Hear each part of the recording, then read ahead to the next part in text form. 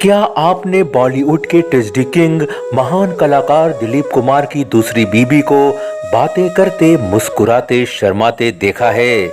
मेरे YouTube दोस्तों, दिलीप कुमार ने 44 साल की उम्र में अपने से उम्र में 22 साल छोटी 22 बसंत देख चुकी बॉलीवुड की फेमस और बेहद हसीन हीरोइन सायरा बानो से मुस्लिम तौर तरीके से निकाह किया और जीवन भर साथ निभाने का वादा किया था।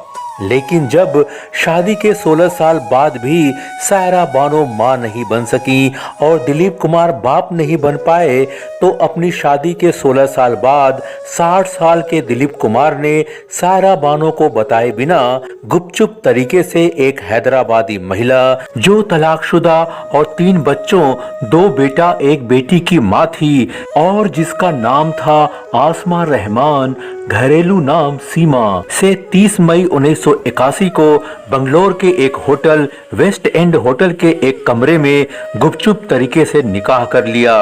यह निकाह बंगलोर की जामिया मस्जिद के खतीब मौलाना अब्दुल हफीज जुनैदी ने कराया। मेहर के रूप में दिलीप कुमार ने 3 लाख रुपए दिए। इस निकाह के वक्त दिलीप कुमार की उम्र 60 साल थी और वह मोहतरमा उनसे 28 साल छोटी थी। इस निकाह के वक्त दिलीप कुमार फिल्मी अभिनेता होने के साथ साथ बम्बई के शेरिफ भी थे। निकाह के बाद दिलीप कुमार अपनी नई बीबी आसमा रहमान के साथ हनीमून के लिए दुबई गए। दुबई के एक होटल के कमरे में ली गई दिलीप कुमार और आसमा की कुछ तस्वीरें सोशल मीडिया पर मौजूद हैं।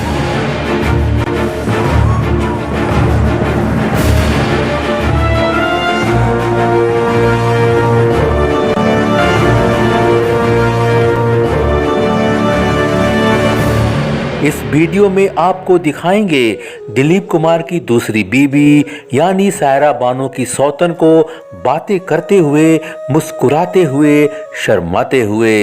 इंडियन सिनेमा से जुड़ी अनसुनी बातों को जानने के लिए मेरे चैनल को सब्सक्राइब कर लीजिए।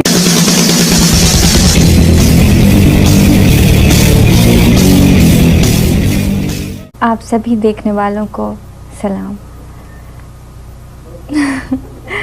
दोस्तों, आप स्क्रीन पर जिस हसीन मोहतरमा को बातें करते देख रहे हैं, यही है दिलीप कुमार की दूसरी बीबी सायरा बानो की सौतन आसमा रहमान उर्फ सीमा उर्फ आसमा मोहिउद्दीन, जो खूबसूरती में किसी फिल्मी अदाकारा से कम नहीं है। जब कुछ ज़्यादा कहने को कहा जाता है तो कुछ नर्वस ही हो जाती हूँ मैं और कम बोलना हमेशा ही मेरी कमज़ोरी रही है, लेकिन और तेज़ बोलना तो बिल्कुल ही नहीं आता।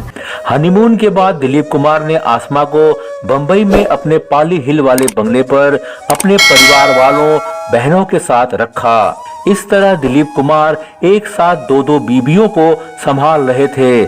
पहली बीबी सायरा बानो जो अपने मायके में अपनी मां के साथ रह रही थी।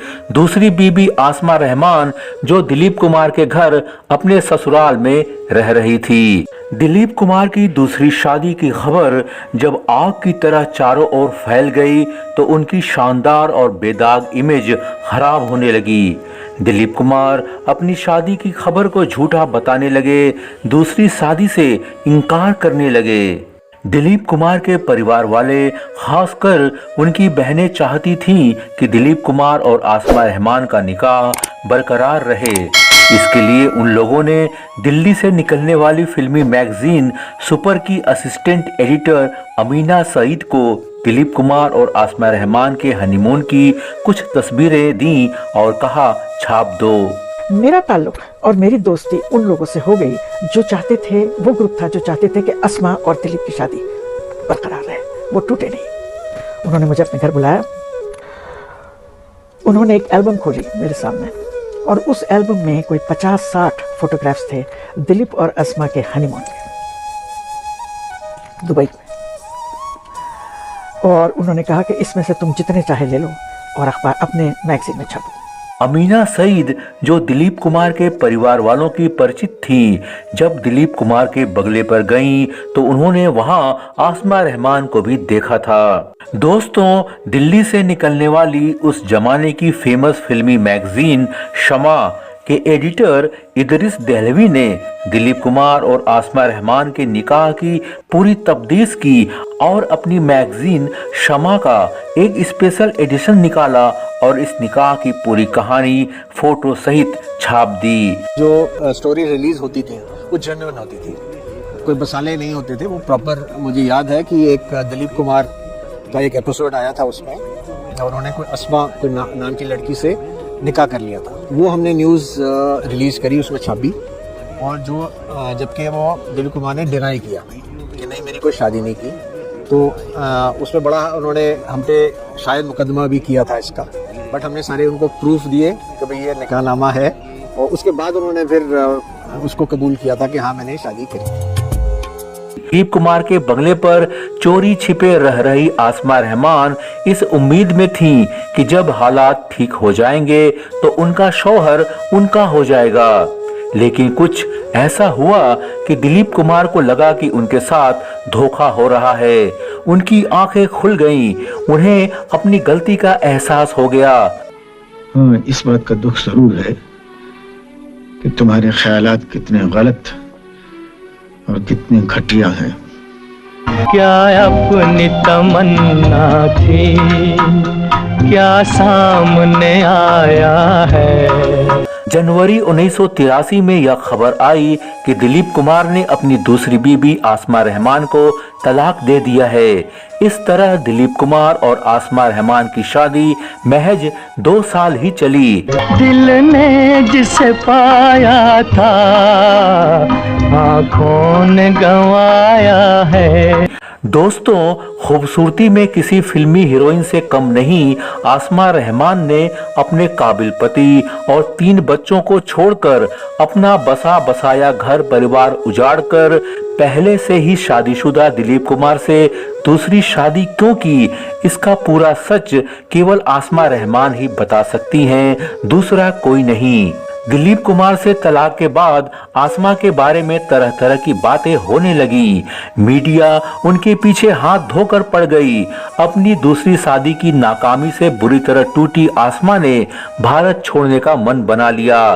दिलीप कुमार की बहनों ने आसमा रहमान और उनकी मां को बंबई एयरपोर्ट छोड़ा और आसमा नई जिंदगी शुरू करने के लिए अपने रिश्तेदारों के पास कनाडा के वैंकूवर चली गईं और वहीं रहने लगीं। जब आसमा रहमान वैंकूवर में रह रही थीं, उसी दौरान दिलीप कुमार का एक शो वैंकूवर में हुआ था। वैंकूवर में आसमा रहमान अपनी पहचान छुपाकर रह रही थीं, लेकिन कुछ लोगों को भनक लग ही गई। वैंकूवर में आसमा रहमान एक टीवी शो का हिस्सा बनी जिसकी होस्ट सुषमा दत्त थीं। इस शो में 3 महीने तक बिना चेहरा दिखाए मिस्ट्री गेस्ट के रूप में आसमा की आवाज गूंजती रही। इस शो के दर्शकों को उनके सिर के पिछले हिस्से की सिर्फ झलक ही देखने को मिलती थी। पर एक दिन आसमा रहमान ने कैमरे पर अपना चेहरा दिखाया और सुषमा दत्त को अपना इंटरव्यू दिया। भारत में एक बहुत ही जाने माने कलाकार हैं दिलीप कुमार साहब, और उनकी वजह से शायद और खुद आपके अपने बिहेवियर से, क्योंकि आप बिल्कुल लोगों से दूर भागती रही हैं, लोग आपके बारे में ज़्यादा जानना चाह रहे थे। अगर कोई बातें दो लोगों के दरमियान होती हैं जी, मतलब पर्सनल प्राइवेट, तो कैसे बाहर वाले जान सकते हैं? इट्स कॉमन सेंस है ना? जी बिल्कुल। कैसे जान सकते हैं? तो जो भी किस्से आपके और दिलीप साहब के उड़े हैं वो कम से कम 95% गलत होंगे। 95% गलत है। 1988 में आसमा रहमान भारत वापस आईं। कुछ मीडिया रिपोर्ट्स के अनुसार आसमा ने हैदराबाद में अपने पहले पति सादिक और बच्चों के साथ फिर से रहना शुरू कर दिया था। इसके बाद आसमा रहमान के बारे में कोई खास जानकारी नहीं मिलती है। अक्सर लोग ज़रूरत से ज़्यादा ही जानते नहीं मुझे, बल्कि वो बातें भी मानते हैं जो बिल्कुल ही ना हो। दोस्तों, अगर वीडियो पसंद आया है तो लाइक कीजिए, ज़्यादा से ज़्यादा शेयर करिए और चैनल को सब्सक्राइब करिए। मिलते हैं अगले वीडियो में। नमस्कार।